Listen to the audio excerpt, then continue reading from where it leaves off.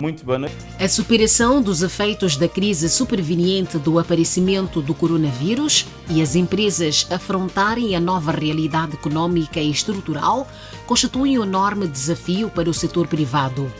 As associações empresariais e outras organizações que constituem o modelo de força no debate com o governo têm a difícil tarefa de dialogar com o governo, que não tem muito a dar, e encontrar formas de suporte para a sobrevivência das empresas no pressuposto da estabilidade econômica do país.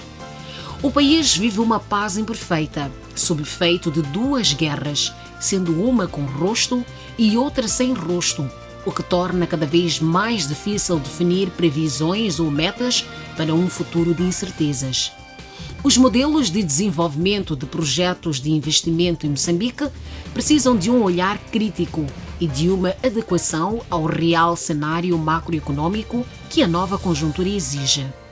É nesta perspectiva que o Mais Negócios convidou Paulo Oliveira, gestor de profissão, vice-presidente do Pelouro de Políticas Não Fiscais na CTA, vice-presidente da CE-CPLP, presidente da Comissão Executiva do Grupo Salvador Caetano, entre outras tarefas. Na presente conversa, far-se-á uma visita ao cenário macroeconômico que as empresas vivem face aos desafios impostos pelos ciclones Idai e Kenneth e a Covid-19. Amigo telespectador, bem-vindo ao Mais Negócios. Muito boa noite, seja bem-vindo ao Mais Negócios. Hoje vamos conversar com o Dr. Paulo Oliveira. O Dr. Paulo Oliveira é um empresário muito bem conhecido. Entre várias atividades, vice-presidente Nuno Pelouro na CTA, é presidente da Comissão Executiva do Grupo Salvador Caetano, é vice-presidente da CSPLP, é uma pessoa que vive o dia a dia dos negócios em Moçambique, é uma pessoa com muita sensibilidade em relação àquilo que é a vida dos negócios em Moçambique. Por isso nós convidamos ao Dr. Paulo Oliveira, que muito agradecemos por ter aceito o nosso convite. Obrigado, Dr. Paulo Oliveira. A Covid-19 encontra Moçambique, inicia em Moçambique num período em que o país está a recuperar de várias situações, nomeadamente os desastres naturais da Beira, ciclone Kennedy, ciclone Idai, depois entra a Covid ao mesmo tempo, quando o país ainda tentava recuperar. Com esta situação, olhando para aquilo que é a estrutura dos seus negócios, que soluções consegue ver para o país? Antes de mais, boa noite. Boa noite, muito obrigado. Ao Mais Negócios, o Dr. Jaime Langa, é um prazer estar em tão reputado programa, que vou acompanhando e começa já a ser uma referência nos nossos mídia para quem fala de negócios. Portanto, uma boa noite e muito obrigado eu pelo convite, que sinto-me honrado estar presente. Relativamente à sua questão, é verdade, nós ultimamente temos sido assolados pelas catástrofes naturais. O Idai e o Kenneth ainda estávamos a tentar recuperar, ainda estávamos a tentar levantar-nos, depois de algum esforço e de muita solidariedade que houve, e também é algo que nos caracteriza esta solidariedade, toda a gente se moveu. Os países vizinhos e os países que nos são queridos também bastante ajudaram para que nós tentássemos recuperar, e foi bom vermos também quem é que esteve connosco nesta altura. Tenho que salientar também Portugal, que deu uma ajuda importantíssima, e nós, através da Câmara de Comércio de Moçambique-Portugal, onde sou elemento também da direção, sentimos este apoio muito grande e o apoio de toda a gente querer ajudar. Após essa questão, não quero ferir suscetibilidades, e outros países também, é certo, falo deste porque faço parte da Câmara de Comércio, conforme sabe, mas posto isto, começámos a recuperar, houve, inclusive até pelo Ministério das Obras Públicas, a tentativa de recuperação e também a oportunidade para algumas empresas conseguirem participar na recuperação do que foi o Idai e do Kenneth, que foi devastador para muitas das nossas regiões e para muitas atividades, quase atravessada toda as atividades económicas, desde a agricultura, a indústria, a atividades de serviços e de comércio, que ficaram sem sede para ficar, mas os consumidores ficaram sem dinheiro para fazer, muitos deles sem os seus bens e sem as suas casas. Depois veio a Covid. Depois da nossa resiliência, não baixámos os braços e acho que toda a gente, cada um à nossa maneira ajudou. As pessoas fortes e com resiliência continuaram a olhar para a frente, não desistimos e a verdade é que depois veio, conforme diz, começámos a ouvir falar. Eu lembro-me que o Dr. Jaime manifestou a sua preocupação com a sua filha na China a estudar em janeiro. E encontramos nós num célebre café na Baixa e o Dr. Jaime Langa dizia-me: estou preocupado que a minha filha está na China e eu não consigo falar com ela por causa desta questão que falam lá Covid. E nunca, se calhar pela nossa ignorância, pensámos, isto foi em janeiro, não sei, foi em janeiro, nunca nós pensámos que isto nos viesse a assolar a nós e o mundo inteiro. E claramente eu estive na Europa numa atividade da Confederação Empresarial da CPLP em março. Também estava lá. E também estava, o Dr. Jaime nos acompanhou na conferência e viemos a correr para Moçambique com medo, porque já a Europa já se falava nos casos, e viemos a março, a 13 de março, se não me engano, e acabámos por chegar a Portugal, de onde vínhamos. Foi o último aeroporto que embarcámos. Não tinha chegado a 100 casos, nós não tínhamos nenhum e fizemos aqui a quarentena quando chegámos. A verdade é que quando chegámos a abril, então começamos em estado de emergência e a nossa economia e nós, nos meus negócios, de forma particular e analisando os negócios onde estamos, quase caíram 70% em média, todos eles, logo no mês de abril e no mês de maio. Junho, eu acho que mais uma vez fomos ao tapete, começámos a tentar levantar, as coisas começaram a recuperar e foi de uma forma generalizada. Tivemos em sede de CTA, lutámos bastante para que o lockdown não fosse solução e felizmente o Governo teve essa sensibilidade e não deixámos acabar por morrer a economia, mas era preciso fazer mais e nós sempre apelámos que não era arranjando e fazendo o lockdown que nós íamos arranjar a solução. O nosso povo é um povo inteligente. Eu acho que nós temos que educar, temos que ensinar e prevenir a questão do Covid. Porque não é fazendo lockdown, não é trancar-nos em casa, porque nós não temos condições. A maior parte dos nossos compatriotas não tem condições para ficar em casa fechados, porque a comida não vai lá ter. E se a mamana, se o rapaz não vai trabalhar, se não traz dinheiro para casa, não vai comer. Portanto, esta situação dos países ricos dizem fiquem em casa, vamos ficar todos bem, não podemos ficar em casa. E nas diversas organizações onde estou inserido, temos lutado para que prevenção sim, educação sim, se previna as pessoas dos riscos, se previna toda a população de como é que podemos evitar a transmissão, mas não podemos nem fazer lockdowns, nem nós nem ninguém, atenção, nem nos países mais ricos podem fazer, de se darem ao luxo de ficarem em casa, porque é uma fatura que tem que se pagar, é uma fatura que depois vai nos sair cara. A nossa economia precisa de continuar a desenvolver-se, a nossa economia, os nossos comércios, os nossos restaurantes, os nossos hotéis, as nossas fábricas, os nossos supermercados precisam de trabalhar porque são eles que geram o trabalho, são eles que geram o emprego e nós não podemos mandar mais moçambicanos para casa a passar mal, porque depois quando for a recuperação vai ser muito mais difícil.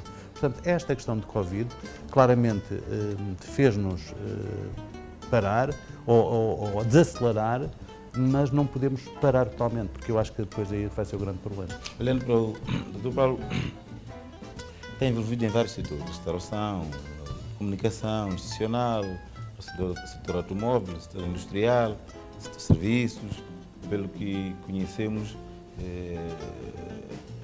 uma série de empresas onde o Dr. Paulo está envolvido e também nas organizações que estão ligadas ao negócio. Qual é o setor, digamos que, olhando para a estrutura do seu negócio, qual é o setor que acha que facilmente pode, digamos, abraçar neste momento para alavancar aquilo que seria, digamos, a estrutura da economia, a estrutura do crescimento que ficou desacelerado com esta situação da Covid-19? Bem, eu faria ao contrário. Há setores que foram quase aos zeros e qual nós alertámos muito o nosso executivo para que tomássemos algumas medidas. Foi o caso da restauração e o caso da hotelaria. Esses e o caso das companhias de aviação e de agências de viagem, que viviam todas à volta do turismo, isto aqui ficámos e passámos muito mal. Desde a primeira hora alertámos isso, fizemos várias reuniões, fizemos reuniões com o Ministério da Indústria e Comércio, fizemos também reuniões com o Ministério da Cultura e Turismo para alertar isto. Acabei por até ser eu a fazer a conferência de imprensa da CTA, a alarmar para esta situação, porque são milhares de postos de trabalho que estão em causa. Tivemos a notícia do nosso chefe de Estado da passada quinta-feira, se não me engano, em que veio minimizar alguma das medidas que nós tínhamos, nomeadamente a questão da quarentena, após as pessoas virem com o teste PCR com uma validade de 72 horas antes. Isto vem facilitar também o transporte das pessoas e vem facilitar, por vezes, muitos dos empresários e mesmo que alguém pusesse... Mesmo os turistas para vir fazer uma uma quarentena quando chegam cá, daria. Estão livres desde que tenham o teste negativo antes de chegar. Antes de chegar, precisamente. E eu acho que isto foi um passo muito grande que demos. Relativamente à questão dos negócios, conforme diz, que podem ser potencializados ou que podem ajudar, houveram algumas oportunidades. Eu lembro-me de grupos de jovens, e por exemplo na área da restauração, que nos foi apresentado, de várias empresas startups que nos apresentaram, por exemplo, os menus digitais. Ou seja, a pessoa vai, não tem que pegar no menu, lê lá o código QRD, peço desculpa se não for esse, mas a minha ignorância digital está elevada. Um código de barras está aí, sei lá como que se chama. Mas a leitura do código dá uma informação no telemóvel. Uma informação no telemóvel, precisamente. O que quer dizer que, por exemplo, efeitos de contaminação da passagem dos menus é um grande avanço. E estas indústrias apareceram 2 ou 3, portanto foi logo um negócio que surgiu após do Covid. Eu acho que também há oportunidades.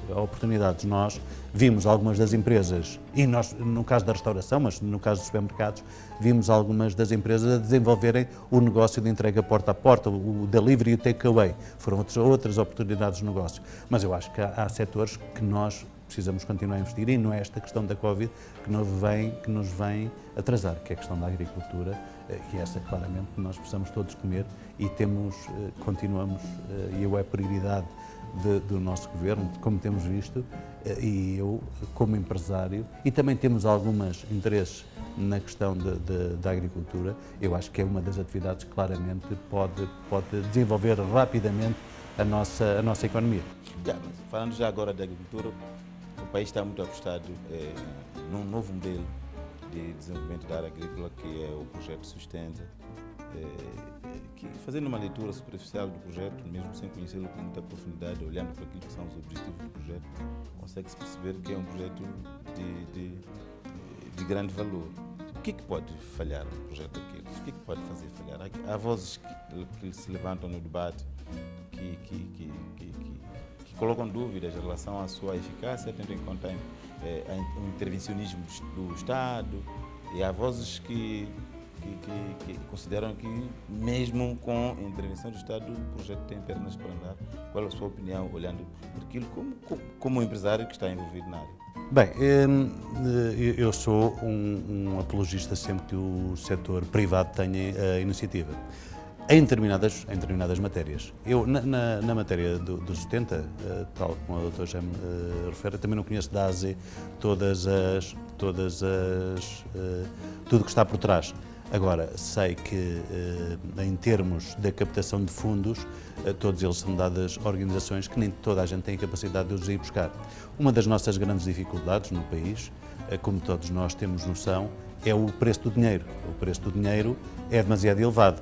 Ora, e quer queiramos, quer não, vamos nos deixar de ilusões. Se nós não temos dinheiro, não temos brincadeira, quer dizer, é necessário ir buscar este dinheiro. Eu acho que o Ministério da Agricultura, o Sustenta, tem um projeto muito competente para captar fundos internacionais para financiar a questão da agricultura, e alguém tem que tomar a dianteira. Eu acho que há determinadas matérias que o setor privado que tem que interferir e tem que fornecer e tem que dar a consultoria e tem que dar os equipamentos e vender, mas na questão da obtenção destes fundos internacionais em detrimento das organizações, tem que ser o nosso Estado, e através do Ministério da Agricultura, a quem tenho facilitado publicamente, e aproveito para facilitar, porque eu acho que é um grande projeto. Se existem vozes discordantes, que apresentem razões deles. Mas, como em tudo, nem toda a gente está sempre de acordo. Agora, eu acho que o 70 vem fazer uma mudança no paradigma da agricultura e vem fazer mudança de muitos compatriotas nossos na questão da agricultura. Porque há um investimento direto na agricultura, há uma transmissão de know-how, há uma transmissão também de equipamento. Muito desse dinheiro serve para comprar, e aí o setor privado está cá para fornecer, está cá para arranjar soluções, está cá para dar competência e dar também formação, mas eu acho que é esta aliança entre setor público e setor privado é que nós conseguimos avançar. Quanto às vozes de discórdia, eles terão que dar sempre os seus argumentos. Agora, nós não podemos estar sempre a criticar e a dizer por ser feito o setor público ou o setor privado. Eu acho que nós temos governantes com muita competência. Este 70 é exemplo disso. Exato. E eu sou apologista que é uma forma correta. Poderia haver outras, mas alguém tinha que tomar a iniciativa. E é verdade, quem tomou a iniciativa foi o Ministério da Agricultura, não foi mais ninguém. Se hoje há várias discordantes, eu acho que o Conselho tem a dar, ninguém me pediu o Conselho, mas eu vou dá-lo. Deveriam ter antecipado e arranjar outras soluções. Exato. E aí sim podiam dizer que eram os donos da ideia e os donos para distribuir os tais fundos.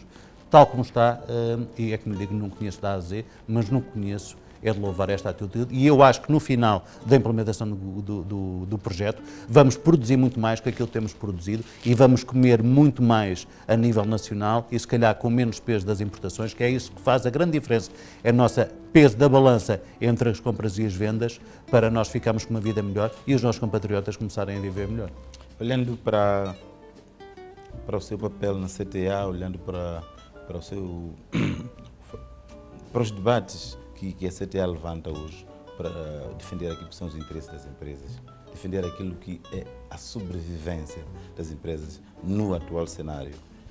Que debate que efetivamente a CTA levanta e discute com o governo, digamos, em termos de tipo de apoios que o governo pode conceder, que não sejam efetivamente apoios materiais, mas que tipo de debate que a CTA tem com o governo em relação a esta matéria de criação de incentivos, para tentar numa tentativa de sobrevivência das empresas? Dr. Jame, antes de mais eu não posso falar em todo o nome da CTA, porque claro, tenho o meu pelouro, que é o pelouro da política não financeira, e temos um conjunto de medidas com a nossa contraparte, que é o Banco de Moçambique, e que eu posso falar sobre alguma delas. Então, mas deixe-me que lhe diga um ponto que levantou e que eu acho que nós devemos... pelo menos eu manifestar qual é a minha opinião e qual é o meu pensamento. Nós não podemos estar à espera que o Estado nos dê apoio. O Estado, nós não podemos esquecer que o nosso Estado tem um déficit negativo no seu orçamento anual. Portanto, nós não podemos estar à espera que o Estado nos subsidie. Nós temos que esperar, e é isto que nós temos feito em sede CTA, que o Estado crie condições para que nós, setor privado, consigamos contribuir para o desenvolvimento económico. Nós, em termos de sede CTA, o que pedimos não é irmos com a mão beijada para pedirmos. Pedimos, efetivamente, e pedimos no início desta pandemia, algumas carências de pagamentos de impostos, pagamos algumas reduções de algumas taxas, pedimos também que houvesse a intervenção do Estado para a situação de algumas situações de energia, da EDM e das águas. Agora, não podemos estar à espera que nos dê subsídios.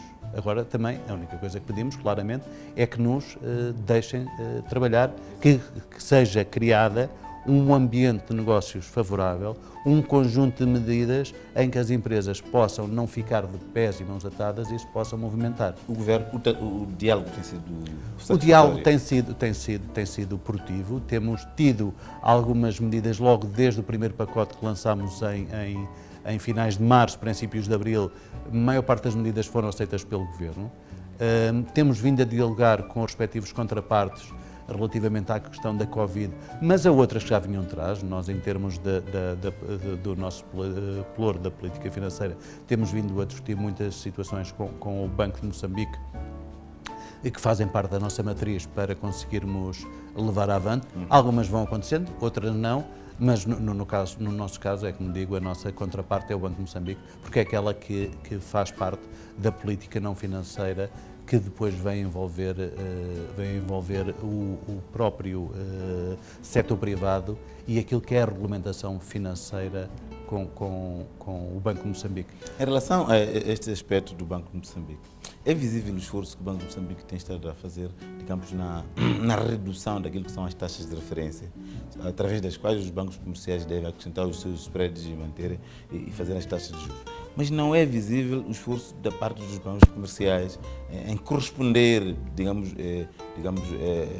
por mais que as prime rates sejam mantidas, os bancos comerciais continuam a estabelecer altos níveis de spread e o crédito continua a ser caro. A que se deve esse comportamento dos bancos? O nosso dinheiro, quer dizer, o dinheiro dos bancos é caro. É muito caro. Nós temos uma economia que poderia se desenvolver de uma forma mais rápida se tivéssemos taxas de juros mais baixas. Nós não nos podemos esquecer que o que faz elevar a taxa e o que faz de composição da taxa de juro é componente de risco. E nós, infelizmente, em termos de país, estamos em default e a nossa taxa de risco é uma taxa elevada. Portanto, aí começa parte de um problema. Os bancos não são mais do que empresas privadas.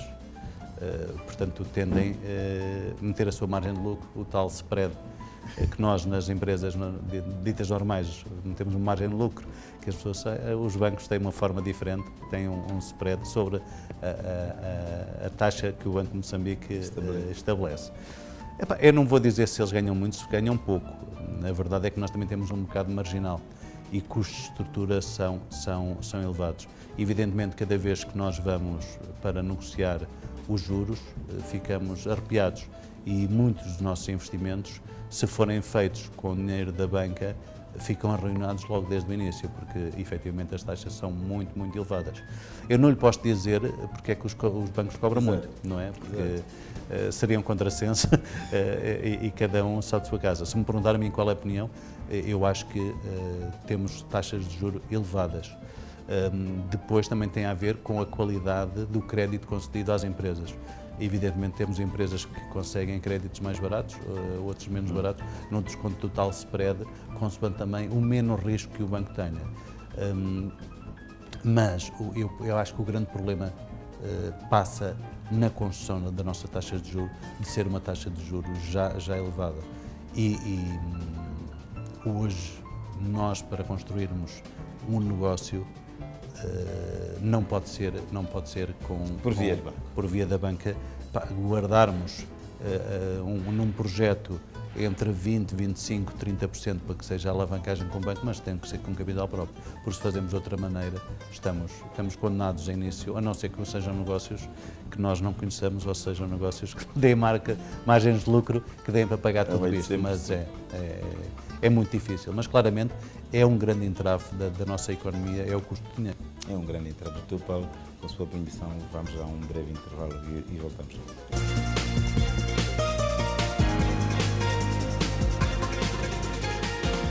No mercado de câmbios com referência ao dia 11 de novembro, o Banco de Moçambique estabelece taxas de câmbio médias de referência em meticais por unidade de moeda externa. O dólar americano cotado a 73,45, o rand a 4,72, o renminbi, a moeda chinesa, a 11,12, a libra esterlina a 97,56 e o euro a 86,83.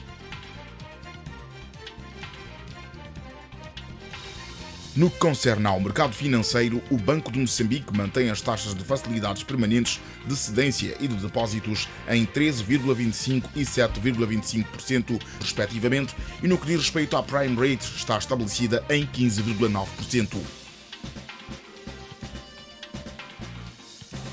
Para os investidores no mercado de valores mobiliários, a capitalização bolsista está em cerca de 10,1%. Quanto ao Índice Geral de Preços ao Consumidor, o país registrou em setembro de 2020 uma inflação mensal de menos 0,32%, a variação acumulada situou-se em 0,77% e a variação homóloga em 3%, caracterizando uma inflação média de 12 meses de 3%. Todas as semanas, a Mídia Mais TV traz para si os indicadores que influenciam o processo de tomada de decisões de negócios, aqui onde se fala de tudo, mais negócios.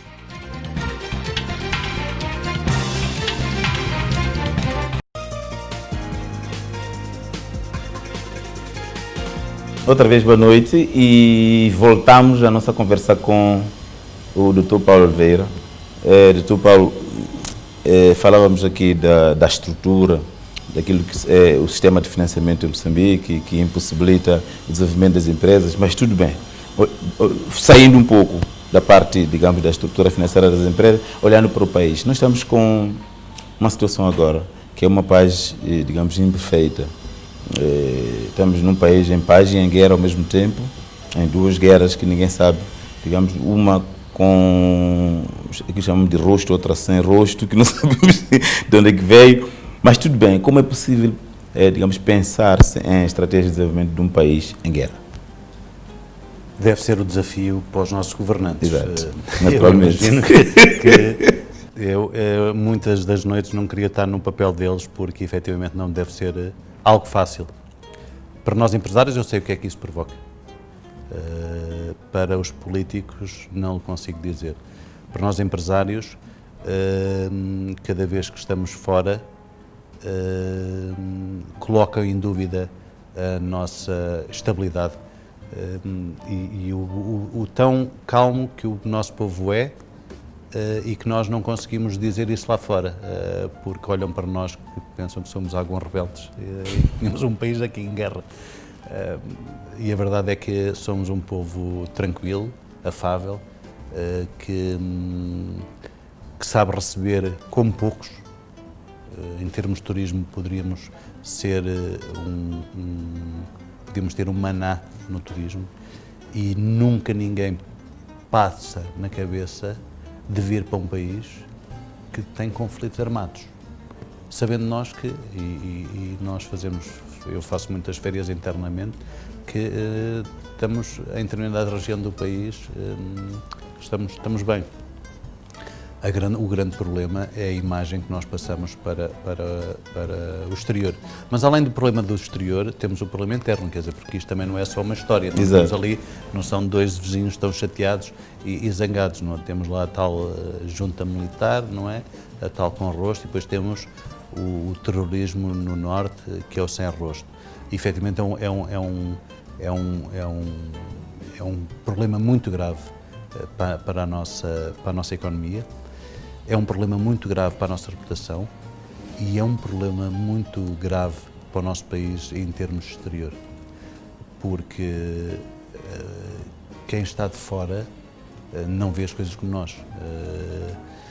Se tem alguma apetência em investir cá, até pelos nossos recursos e pelo que aí vem, porque esperamos que tenhamos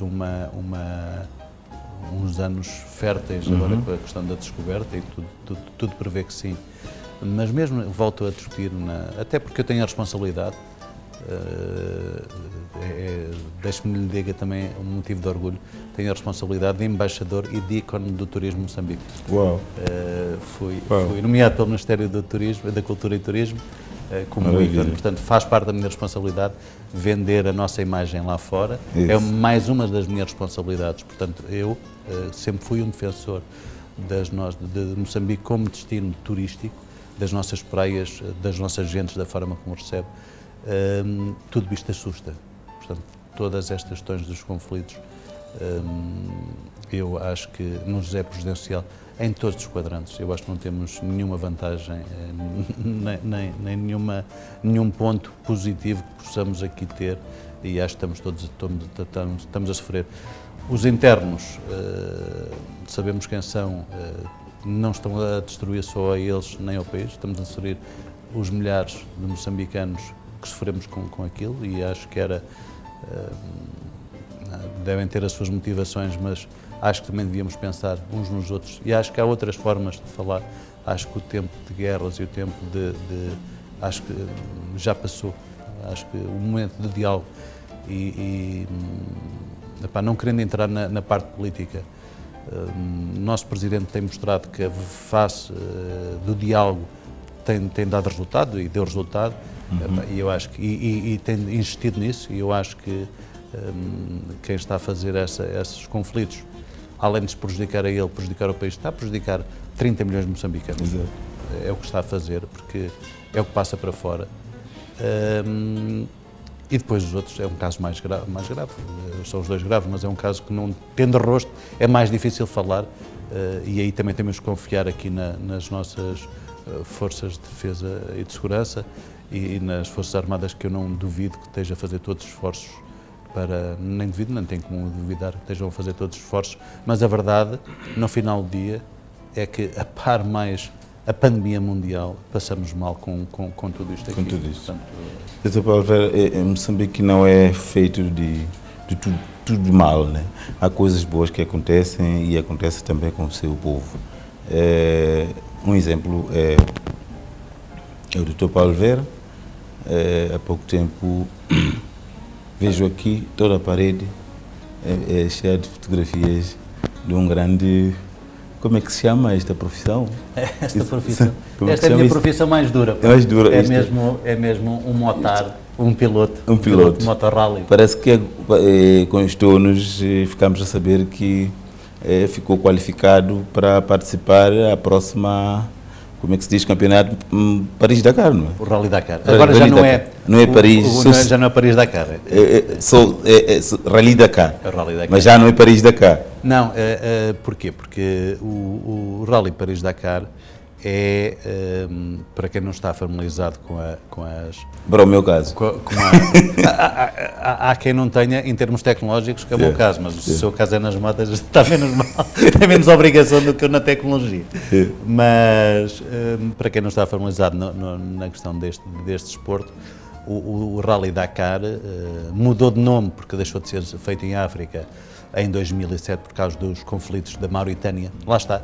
A África perdeu um grande rally, que era o Paris-Dakar, o mítico Paris-Dakar, que, para quem não saiba, é o correspondente ao Campeonato do Mundo de Futebol ou aos Jogos Olímpicos do atletismo. E o Paris-Dakar era uma prova mítica que se passava em África, saía de Paris e terminava em Dakar, no Senegal. Em 2007, por causa dos conflitos que houve na Mauritânia, a organização acabou por desistir de fazer em África e passaram depois a fazer na América do Sul durante os últimos anos. O Rally Dakar é uma organização que, tal como digo, tem uma grande... Por uma questão histórica, manteve o nome Dakar. Dakar, a marca Dakar foi comprada e registada pela organização, é uma prova que envolve milhões de pessoas e chega a 190 países na altura da sua transmissão, envolve também milhões de dólares para a sua organização. E normalmente também todos os países querem acolher a competição. Ela durante os últimos anos esteve na América do Sul, entre o Chile, o Peru e a Argentina, onde se desenrolou, e no último ano passou para a Arábia Saudita. A Arábia Saudita, para termos uma ideia da grandeza, pagou 50 milhões de dólares para trazer o rally para dentro do seu país, para desenvolver a questão do turismo, ou seja, para mostrar ao mundo e abrir-se ao mundo, e levou o Dakar para lá. O Dakar, tal como disse, é o sonho de qualquer atleta de motociclismo. Quem faz todo terreno, motocross, enduro, tem o sonho de o fazer um dia o Paris-Dakar, como qualquer atleta tinha o sonho de fazer os Jogos Qual é a Olímpicos. sua especialidade? Motocross? Não, é o cross country, que é aquele que se faz no Rally Dakar. O cross country é algo parecido aqui com o que está aqui nas fotografias, mas em que a pessoa faz a navegação de cima da moto. Ou seja, a pessoa vai de um ponto A a um ponto B, normalmente etapas longas, de 300, 400, 500, 600 quilómetros, e tem um roadbook, tem que ir a ler o roadbook. E tem que ir a marcar os waypoints e fazer o checkpoint para ver se, no final, passou por todos os lados, no momento, na velocidade mais rápida para conseguir, e assim feita a classificativa. Normalmente são, tal como disse, são etapas entre 300 a 1000 km num dia. Portanto, Num dia? Num dia. Podemos ali passar 5, 6, 10 horas facilmente de cima da moto a passar. É uma corrida que junta... Qual é a cilindrada da sua moto? É o máximo que é permitido hoje no Dakar, são 450 centímetros cúbicos. Tem havido muitos falecimentos e a organização, a partir de 2008, começou a reduzir, mas ainda assim são máquinas que dão por volta de 180 km/h. E depois tem a questão dos jipes, dos caminhões e das motas. Todos eles altas velocidades, porque todas as marcas querem ganhar. Nós, como mais amadores, vamos, e estar lá já é uma vitória, o terminar já é um sonho, mas as equipas da frente, que são equipas de fábrica oficiais, investem milhões para lá estar. Então, estamos num nível e numa elite mundial deste desporto, no meio daquelas equipas de fábrica e construtores que fazem tudo para conseguir ganhar, portanto, e às vezes não têm em conta a segurança, ou a segurança não está em primeiro lugar e metem em risco. Então a organização tem vindo a balizar, tal como a Fórmula 1 também fez condicionamento de motores e tudo isto, para vir também que a segurança seja sempre o ponto fundamental destas corridas. É a primeira vez que a bandeira de Moçambique vai participar nesta corrida? É a primeira vez que a bandeira de Moçambique vai ao Dakar. Não é a primeira vez que a bandeira de Moçambique vai a estes eventos. É preciso dizer que agora fizemos um grande barulho, mas temos participado em corridas do europeu e do mundial, já com a bandeira de Moçambique. No ano passado fizemos 2 corridas muito boas, fizemos a Marrocos, o Pan-África, que fizemos 24º lugar, íamos subindo ao pódio e só por ajudarmos um concorrente espanhol que teve dificuldades a chegar, perdemos o pódio, mas foi por solidariedade, ele estava atascado na areia, fiquei a ajudá-lo, perdi tempo, perdi o 3º lugar da minha classe, mas levei-o e consegui acabar com ele, a corrida, não foi acabar com a pessoa. Não temos nada contra os espanhóis. Mas fizemos uma excelente corrida, feita no deserto, em Marrocos, no ano passado, onde fizemos cerca de 2000 km de navegação dura e de moto. Depois fizemos também o Campeonato do Mundo de Bajas em Porto Alegre, que eu acho que deve ser esta fotografia aqui, em que também fizemos o 30º lugar da geral e o 7º da classe. Para quem não está formalizado, 30º pode não parecer um grande lugar, mas estamos a falar de 150 pilotos e estamos a falar de muitos que são profissionais e de elite, muitos deles de elite mundial, portanto, para um amador quanto eu. Mas este é um desporto que geralmente envolve muito capital, envolve muito dinheiro para a participação, não apenas o custo da moto. O custo da moto é o mínimo, que se gasta ali. Onde é que a nossa economia consegue produzir um patrocínio para participar nesta... Bem, essa é uma boa questão. Para já obriga-me a trabalhar mais, não é? Porque eu tenho que recolher recursos porque o maior patrocinador sou eu, por enquanto. Mas fruto também de algumas boas prestações, já temos algumas empresas do setor privado a quererem se juntar ao projeto, e a qual agradeço aos nossos patrocinadores, a quem tem estado envolvido neste projeto do motociclismo e nomeadamente do Dakar. Temos algumas organizações que já veem também que podem ter retorno. Tal como na vida, eu acho que se nós tivermos trabalho, dedicação, foco, os resultados aparecem. Nós temos as 2 batalhas, temos a batalha da corrida e temos a batalha da recolha dos patrocínios. E é fruto também das boas prestações que vamos fazendo, existem já algumas empresas privadas a juntarem-se. Atentas, com bom retorno, porque apesar de ser um desporto caro, mas tem muitos fãs, e isso ficou patente e visto agora nesta última participação, a participar. Eu digo empresas privadas e temos outras públicas, não querendo passar a publicidade, temos a LAM, que é a nossa companhia de bandeira, que eu não poderia escolher outra como nossa parceira, e dentro das possibilidades que a LAM tem, que são limitadas, como sabemos, e pelas dificuldades, mas também se quis associar ao projeto, e a qual nós agradecemos, e faço só referência a essa, porque eu acho todos nós, pelo nosso sentido patriótico, temos que ajudar a nossa companhia de bandeira. Eu tenho certeza que a Média Mais TV irá acompanhar no dia que estiver a correr para a próxima corrida da Dakar. Muito obrigado. Já continuando a falar de boas coisas, porque é assim que temos que terminar falando de boas coisas. O nosso presidente da CPLP acabou de ser premiado Knowledge, como é que é? Euroknowledge Award.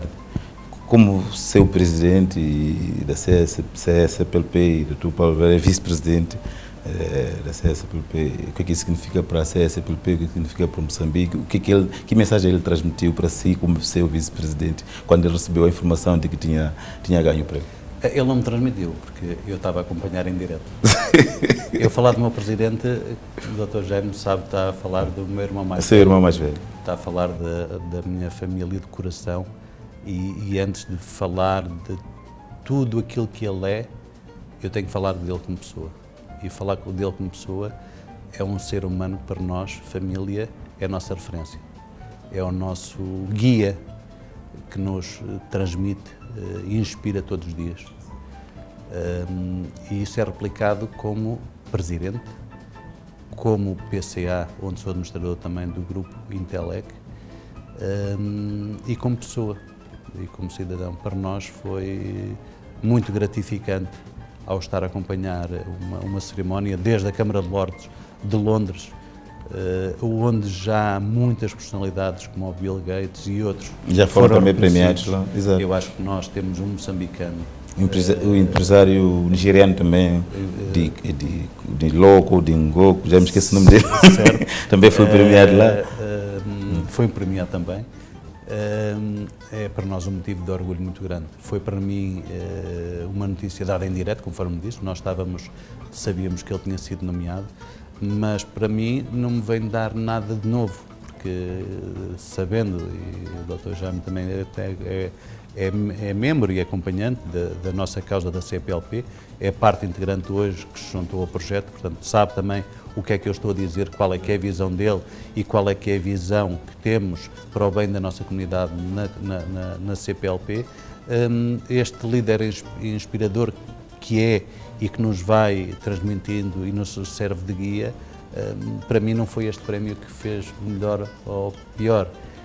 O que me faz, o que me orgulha é que os outros também possam ver, porque nós cá já tínhamos a certeza.